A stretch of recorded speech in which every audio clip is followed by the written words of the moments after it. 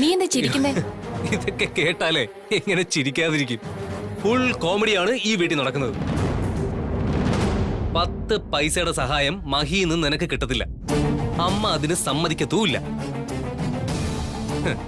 ഇതെല്ലാം അറിഞ്ഞു വെച്ചോണ്ടാണോ നീ ബിസിനസിന്റെ കാര്യം സംസാരിക്കാനായിട്ട് ചെന്നത്? നടന്നത് തന്നെ. നമ്മുടെ അമ്മയിൽ നിന്ന് ഇങ്ങനൊരു പ്രതികരണം ഞാൻ പ്രതീക്ഷിച്ചില്ല. ദേവയാനി നമ്മുടെ അമ്മ തന്നെയാണോന്നാ എന്റെ സംശയം. ഈ സംശയം നിനക്ക് ഇപ്പോഴാണോ ഉണ്ടായത്? ഒത്തിരി നാളായി എന്നെ ചിന്തിപ്പിക്കുന്ന ചോദ്യം അത്. മഹിയുടെ കാര്യം വരുമ്പോ അമ്മ നമ്മളെ 2ാം കെട്ടിലെ മക്കളെ പോലെയാണ് കരുതുന്നത്. മഹിയല്ലല്ലോ, നമ്മളല്ലേ ദേവയാനിയുടെ ഒറിജിനൽ മക്കൾ. സ്വത്തിന്റെയും ബിസിനസിന്റെയും കാര്യം വരുമ്പോ അമ്മ നമ്മളെ ബോധപൂർവ്വം അകറ്റുന്നതായിട്ടാ എനിക്ക് തോന്നിയിട്ടുള്ളത്. അമ്മ ഇങ്ങനെ തുടങ്ങിയ നമ്മുടെ ഭാവി എന്താകും?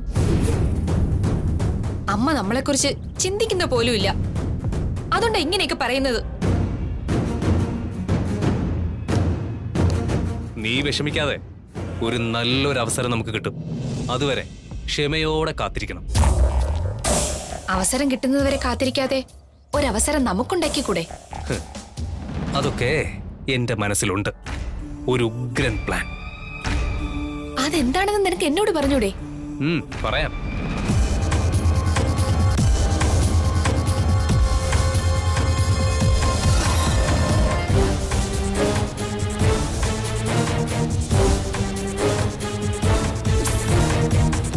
എങ്ങനെയുണ്ട് എന്റെ പ്ലാൻ? സൂപ്പർ. എപ്പ നടക്കും? സമയാവുമ്പോ എല്ലാം നടക്കും. ഇത് ഒരല്പം അതിബുദ്ധിയാണല്ലോ രാഹുലേ. അതിബുദ്ധി കാണിച്ച് രണ്ടുപേരും കൂടെ അബദ്ധത്തിൽ ചെന്ന് ചാടരുത്. നമ്മുടെ പ്ലാൻ അളിയൻ ആരോടെങ്കിലും പറയൂ. അജിത്തേട്ടൻ ആരോടും പറയില്ല. അതിനു പറ്റിയൊരു ലോക്ക് ഞാൻ ഇട്ടോളാം. നീ തുടങ്ങിക്കോ, ഞാനുണ്ട് കൂടെ.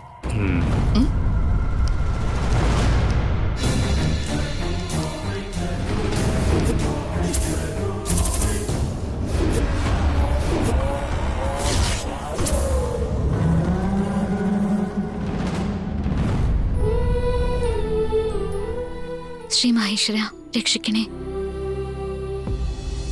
ഞാൻ അവിടുത്തെ അനുഗ്രഹത്തിനായിട്ട് വരിക. അവിടെ പോയി കുളിച്ച് തൊഴുത് എന്റെ 3 ആവശ്യങ്ങളും ശ്രീ മഹേശ്വരനോടും ശ്രീ പാർവതിയോടും പറയാം.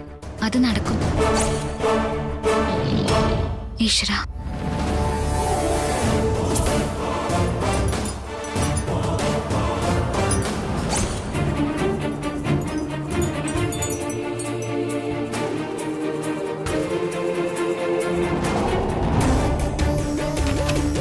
ഗംഗേ, നീ ഇപ്പൊ ആ കുളത്തിലേക്ക് പോവരുത്.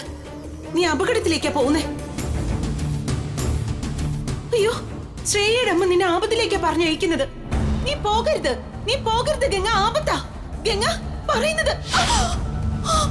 ഗംഗ, പറയുന്ന കേക്ക്. ഗംഗ, ഗംഗ, നീ പോകരുത്, അങ്ങോട്ട് പോകരുത്. ഗംഗ, ഗംഗ, അരുത്, പോകരുത്. അയ്യോ, അവിടെ ആപത്തുണ്ടാവും, പോകരുത്. പറയുന്ന കേക്ക്. നീ പോവരുത്, ആപത്തുണ്ട് അവിടെ.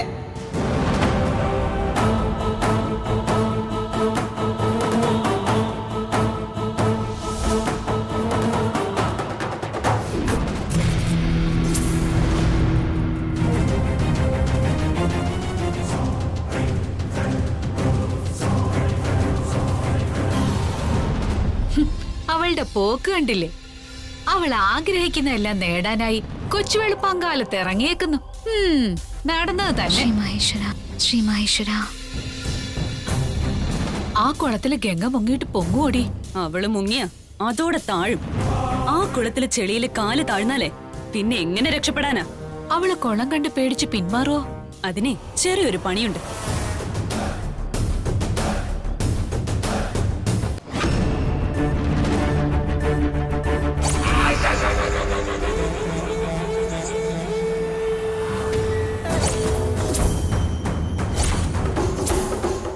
അവൾ വരുന്നുണ്ട്.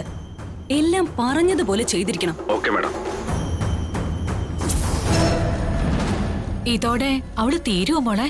നിനക്ക് ഉറപ്പുണ്ടോ? മരണത്തിന്റെ വായിലേക്കാ ഗംഗ പോയിരിക്കുന്നത്. ഒരിക്കലും അവൾ ഈ കൈലാസത്തിലേക്ക് തിരിച്ചു വരില്ല.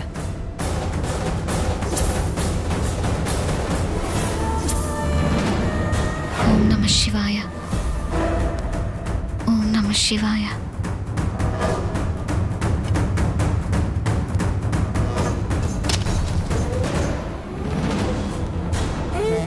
ശ്രേയ മാഡം, മാഡം വിളിച്ചു പറഞ്ഞതുപോലെ കുളക്കരയിലെ ബോർഡ് എടുത്ത് മാറ്റിയിട്ടുണ്ട്. Okay madam. ഓം നമഃ ശിവായ. ഓം നമഃ ശിവായ. ഓം നമഃ ശിവായ. ഓം നമഃ ശിവായ. ഓം നമഃ ശിവായ. ഓം നമഃ ശിവായ. ഓം നമഃ ശിവായ. അയ്യോ, ഇതെവിടെ കിടന്നാൽ ആളുകൾ എങ്ങനെ പോവും?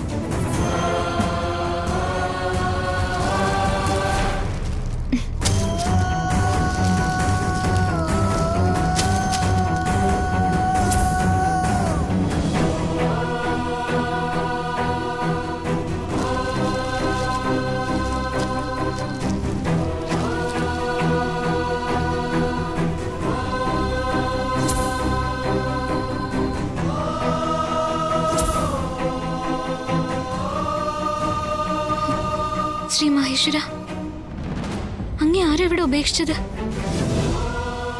എന്റെ മഹിയേട്ടന് അങ്ങയിലുള്ള വിശ്വാസം നഷ്ടപ്പെട്ടിരിക്കുന്നു. ആ വിശ്വാസം മഹിയേട്ടന് തിരിച്ചു കിട്ടണേ.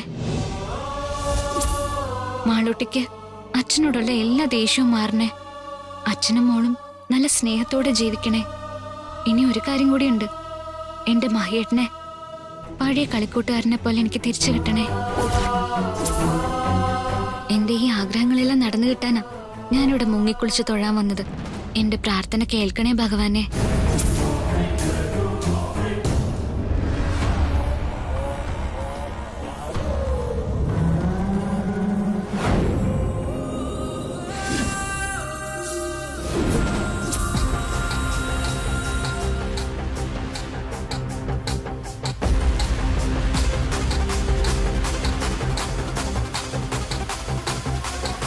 ഓം നമഃ ശിവായ.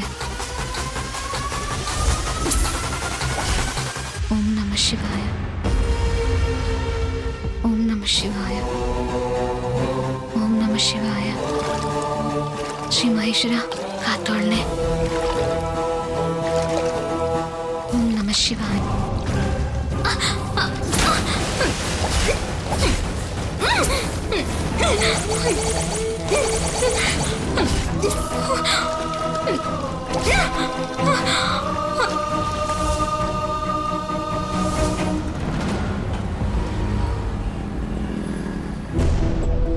ഗംഗ പോയിട്ട് ഇതുവരെ മടങ്ങി വന്നിട്ടില്ലല്ലോ.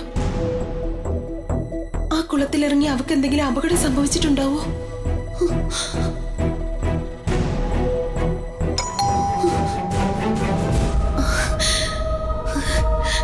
ഗംഗയായിരിക്കും.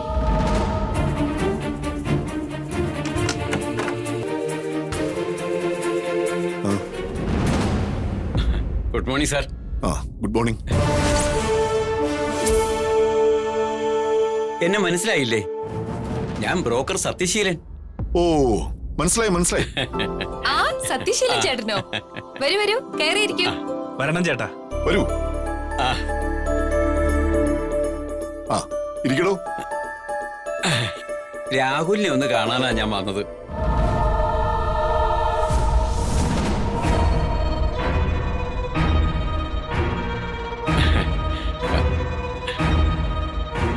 സത്യശീലൻ എന്താ വന്നത്? രാഹുലിന് പറ്റിയ 2-3 വിവാഹാലോചനകൾ ഒത്തു വന്നിട്ടുണ്ട്.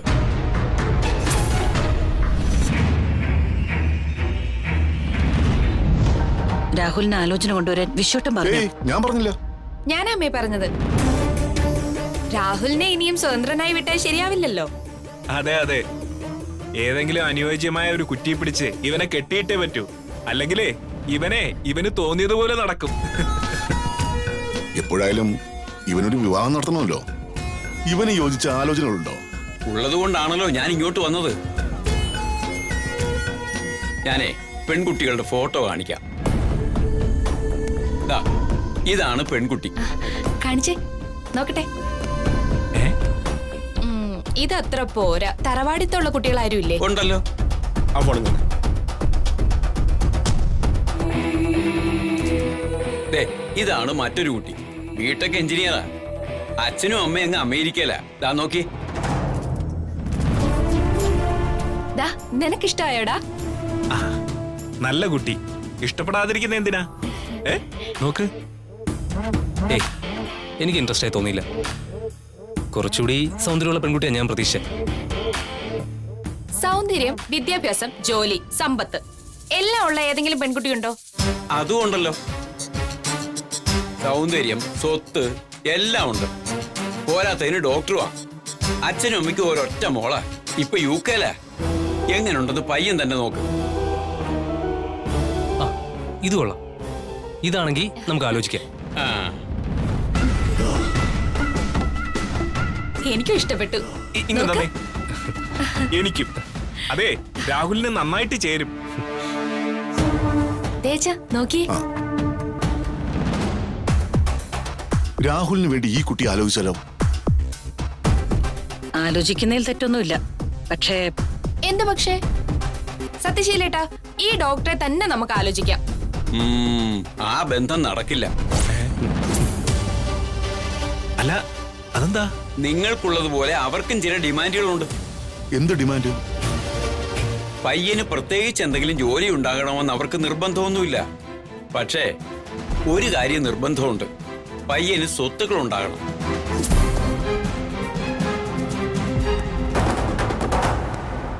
രാഹുലിനിപ്പോ സ്വന്തമായിട്ടൊന്നും ഇല്ലല്ലോ, ഒരു ജോലി പോലും ഇല്ല. കൈലാസം ഗ്രൂപ്പിലെ അംഗമാണെന്ന് പറയാം. എന്നല്ലാതെ കൈലാസം ഗ്രൂപ്പിൽ രാഹുലിന് എന്തുണ്ട്?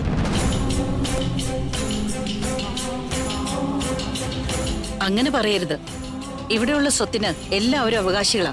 ഇക്കാര്യം പെണ്ണിന്റെ വീട്ടുകാരോട് പറഞ്ഞിട്ട് ഒരു കാര്യമില്ല മാഡം. അവർക്കേ പയ്യന് സ്വത്തുക്കൾ ഉണ്ടെന്ന് കാണിക്കുന്ന രേഖകൾ കാണിക്കണം. അതില്ലല്ലോ. നമ്മൾ പറഞ്ഞാൽ വിശ്വാസം വരാത്ത ആളുകളാണോ അവര്? കാലം മാറിപ്പോയി. ആരുടെയും വാക്കിനൊന്നും ഒരു വിലയില്ല. ഡോക്യുമെന്റ്സ് തന്നെ കാണിക്കണം. അല്ലെങ്കിൽ പിന്നെ സ്വന്തമായിട്ടൊന്നും ഇല്ലാത്തവൻ സ്വത്തുള്ള പെണ്ണിനെ കെട്ടണമെന്ന് ആഗ്രഹിക്കരുത്. സത്യശീല, എന്റെ മോന് അങ്ങനെ ഒരു പെണ്ണിനെ വേണ്ട. തനിക്ക് പോവാം. വേണ്ടെങ്കി വേണ്ട. 10 പൈസയുടെ സ്വത്തില്ലാത്ത ഒരുത്തനെ കൊമ്പത്തെ പെണ്ണിനെ വേണമെന്ന് വെച്ചാ നടക്കുന്ന കാര്യമാണോ?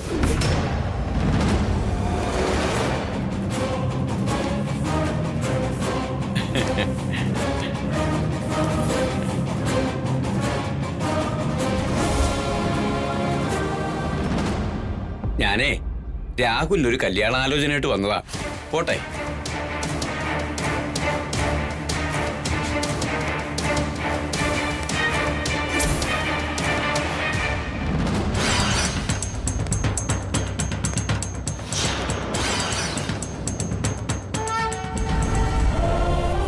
പൈസയുടെ സ്വത്തില്ലാത്ത ഒരുത്തനെ കൊമ്പത്തെ പെണ്ണിനെ വേണമെന്ന് വെച്ചാ നടക്കുന്ന കാര്യമാണോ?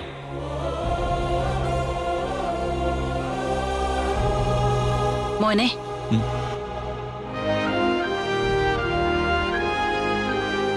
ആ ബ്രോക്കർ വന്നു കഴിഞ്ഞ കാര്യം എന്താന്ന് പോലും ഞാൻ അറിഞ്ഞത്. രാഹുലിന്റെ വിവാഹത്തെപ്പറ്റി ഞാനിപ്പോ ചിന്തിക്കുന്നില്ല. അല്ലെങ്കിൽ തന്നെ ഒരു വിവാഹം കഴിക്കാനുള്ള ചുറ്റുപാടുകൾ അവനില്ലല്ലോ. ഇപ്പോഴും അവൻ കൃത്യമായി ഒരു തൊഴിലും ചെയ്യുന്നില്ല. എത്ര വഴക്ക് പറഞ്ഞാലും അവനെ ബാധിക്കാത്ത പോലെ അവൻ നടക്കുന്നെ. മോനത് ഗൗരവമായിട്ട് എടുക്കണ്ട.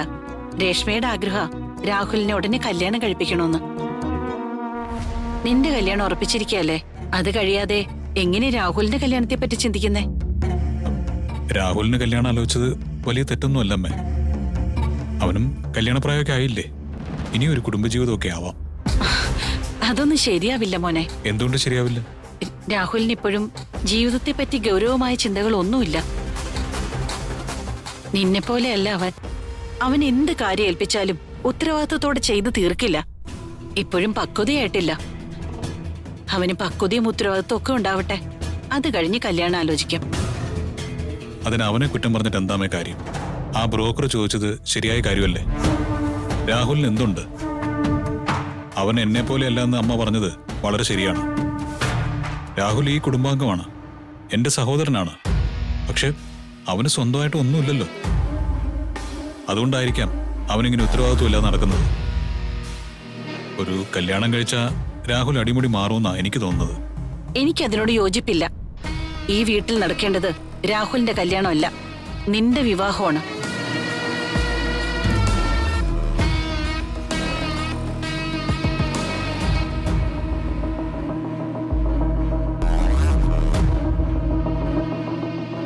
നീയും ശ്രേയയും തമ്മിലുള്ള വിവാഹത്തെക്കുറിച്ച് മാത്ര ഞാൻ ചിന്തിക്കുന്നത്. നിനക്കും മാളുവിനിടയിൽ ഒരാളില്ലാതെ എത്ര നാളെ ജീവിക്കുന്നു? നിന്നെ മോളെയും തമ്മിൽ ബന്ധിപ്പിക്കാൻ ഒരു കണ്ണി ആവശ്യമാണ് മോനെ. അതുകൊണ്ടാ ശ്രേയയുമായിട്ടുള്ള നിന്റെ വിവാഹത്തിന് ഞാൻ മുൻകൈ എടുക്കുന്നത്.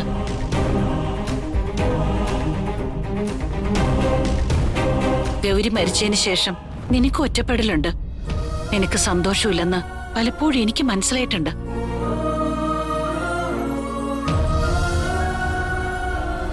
ഒരമ്മയില്ലാത്തതിന്റെ ദുഃഖം മാളൂട്ടി അനുഭവിക്കുന്നത് എനിക്ക് മനസ്സിലാവും. മാളുവിന്റെ അതേ അവസ്ഥയിലൂടെയല്ലേ ഒരു കാലത്ത് നീയും കടന്നുപോയത്. അമ്മയില്ലാത്ത ദുഃഖം മാറിയത് ഞാൻ നിനക്ക് അമ്മയായി വന്നപ്പോഴല്ലേ. നിനക്കൊരു സന്തുഷ്ടമായ കുടുംബജീവിതം ഉണ്ടാവണം, അതാണ് അമ്മയുടെ ആഗ്രഹം.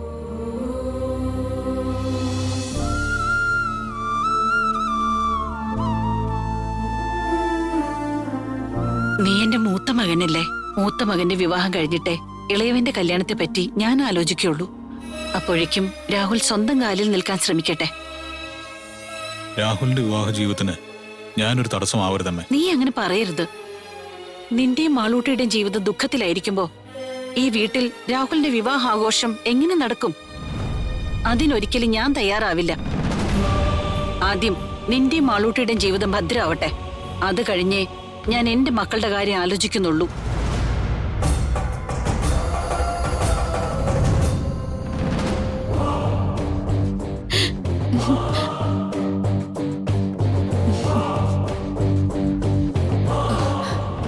മോളെ, ഗംഗ ഇതുവരെ വന്നിട്ടില്ല.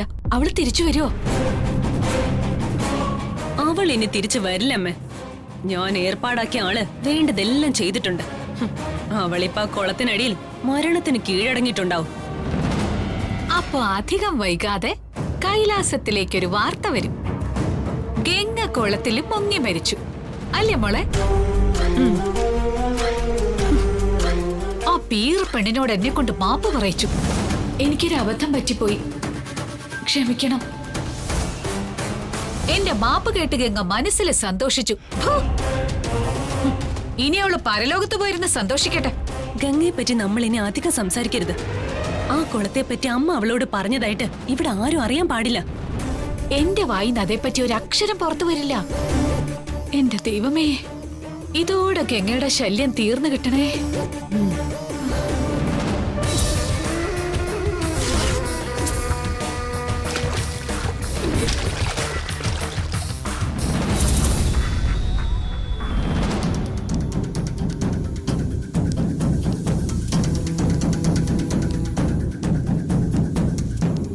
ഗംഗ എവിടെ?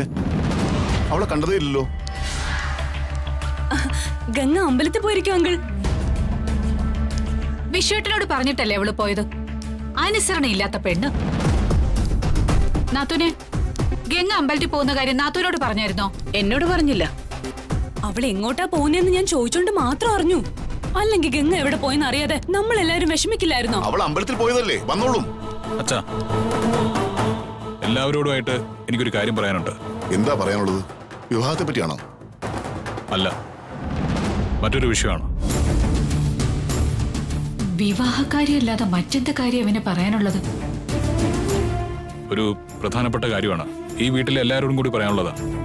ഞാൻ രേഷ്മയും രാഹുലിനെയും അജിത്തിനെയും വിളിച്ചിട്ടുണ്ട്. അവരും കൂടി വരട്ടെ. ആ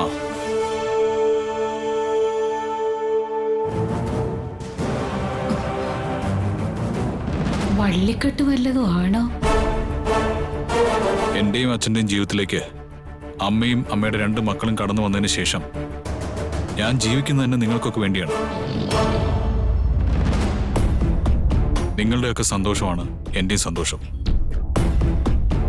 അതിനപ്പുറത്തേക്ക് ഞാനൊന്നും പ്രതീക്ഷിച്ചിട്ടില്ല.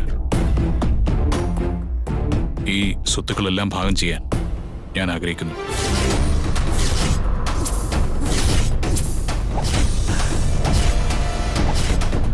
ഇപ്പൊ ഇങ്ങനെ ഒരു ആലോചനയിലേക്ക് പോകേണ്ട കാര്യം എന്താ? ഈ സ്വത്തുക്കളെല്ലാം എന്റെ മാത്രം സ്വന്തമായിട്ടിരുന്നുകൊണ്ട് എന്താ കാര്യം? അത് മറ്റുള്ളവർക്കും കൂടി കിട്ടുമ്പോഴല്ലേ ഈ വീട്ടിൽ കൂടുതൽ സന്തോഷം ഉണ്ടാവുന്നേ.